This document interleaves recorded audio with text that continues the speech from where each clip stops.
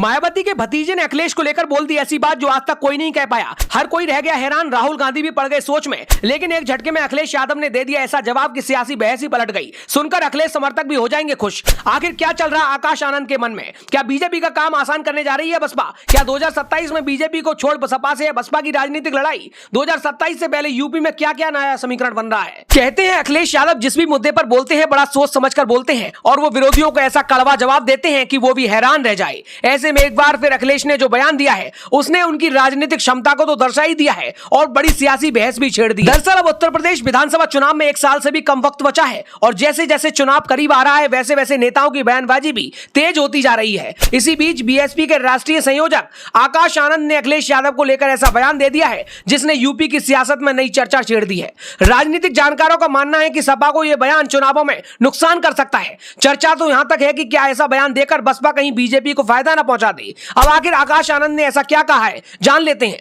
दरअसल आकाश आनंद ने अखिलेश यादव को अंकल कह दिया। अब सुनने में तो यह सिर्फ एक संबोधन लगता है लेकिन यूपी की राजनीति में इस एक शब्द के मायने काफी बड़े निकाले जा रहे हैं। अब लोग सोच रहे हैं कि आखिर आकाश आनंद ने अखिलेश को अंकल क्यों कहा। चलिए जानते हैं इसका जवाब। दरअसल हाथरस के सादाबाद में आकाश आनंद एक जनसभा को संबोधित कर रहे थे। इसी दौरान उन्होंने सादाबाद से बीएसपी प्रत्याशी के तौर पर डॉक्टर अरविंद शर्मा के नाम का ऐलान किया। भाषण के दौरान आकाश आनंद ने यूपी की राजनीति के 2 लड़कों पर निशाना साधा। उन्होंने कहा कि यूपी के ये 2 लड़के वास्तव में अंकल हैं। आकाश आनंद ने अपनी उम्र 30 साल और अखिलेश यादव की उम्र 50 साल बताते हुए कहा कि उन्हें अंकल ना कहा जाए तो क्या कहा जाए। यहीं से सियासी चर्चा तेज हो गई क्योंकि आकाश आनंद सिर्फ उम्र की बात करके नहीं रुके। उन्होंने अखिलेश यादव के पीडीए वाले मुद्दे पर भी हमला बोला।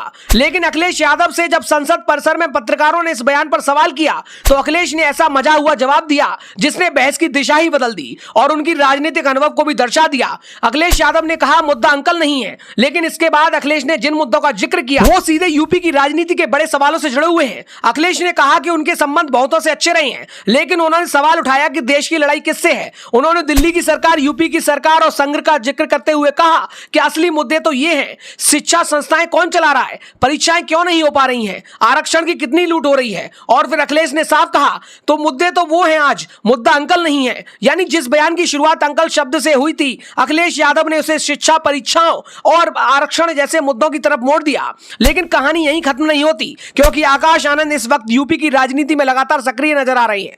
2027 के विधानसभा चुनाव को देखते हुए बीएसपी भी अपनी जमीन मजबूत करने की कोशिश में है। क्या अंकल वाला बयान सिर्फ एक राजनीतिक तंज है या सिर्फ 2027 के चुनाव से पहले बीएसपी और सपा के बीच सीधी सियासी लड़ाई का संकेत? कमेंट में जरूर बताइए।